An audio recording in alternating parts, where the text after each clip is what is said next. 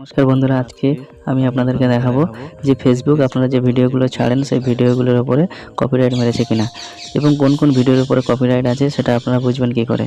তার জন্য আপনাদেরকে প্রথমে আপনাদের যে প্রোফাইল আইকন আছে এর উপরে ক্লিক করতে হবে। ক্লিক করার পরে বন্ধুরা আপনারা নিচে চলে আসবেন, এখানে এসে দেখবেন সাপোর্ট অপশান আছে, এই সাপোর্ট অপশানের উপরে ক্লিক করবেন। সাপোর্ট অপশানের উপর ক্লিক করার পরে এমন একটি ইন্টারফেস চলে আসবে, তারপরে লেখা আছে দেখবেন সাপোর্ট ইনবক্স, পাশে যে অ্যারো চিহ্নটি আছে তার উপরে ক্লিক করবেন। এখানে ক্লিক করার পরে এখানে দুটি অপশান দেখতে পাবেন, রিপোর্ট অ্যাবাউট আদার্স এবং ইওর অ্যালার্টস। এই ইওর অ্যালার্টস এই অপশানটিতে ক্লিক করবেন। এই অপশানটিতে ক্লিক করার পরে বন্ধুরা আপনারা দেখতে পাবেন যে আপনার কতগুলো ভিডিওর উপরে কপিরাইট পড়েছে।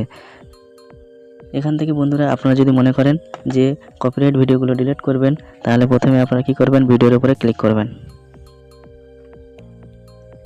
ভিডিওর উপরে ক্লিক করার পরে নিচে একটি অপশান দেখতে পাবেন, সি ডিটেলস, এই অপশানটির উপরে ক্লিক করবেন।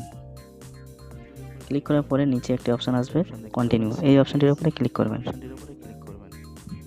তারপরে ফের আবার কন্টিনিউ করবেন, আবার কন্টিনিউ করবেন।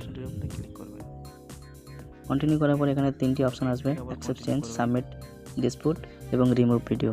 এখান থেকে নিচে যে অপশানটি আছে বন্ধুরা রিমুভ ভিডিও, এই অপশানটিতে ক্লিক করবেন। তারপরে কন্টিনিউ অপশানে ক্লিক করবেন। তারপরে ডিলিট ভিডিও, এই অপশানটিতে উপর ক্লিক করবেন। ক্লিক করার পরে বন্ধুরা দেখতে পাবেন ইওর ভিডিও ওয়াচ রিমুভ। এইভাবে বন্ধুরা আপনারা আপনাদের যে ভিডিও আপনারা আপলোড করেন সেই ভিডিওর উপরে আপনার কপিরাইট আছে কিনা সেটি কিভাবে ডিলিট করবেন সেটি আপনাদেরকে দেখিয়ে দিলাম। যদি বন্ধুরা ভিডিওটি ভালো লাগে থাকে লাইক, কমেন্ট, শেয়ার অবশ্যই করবেন।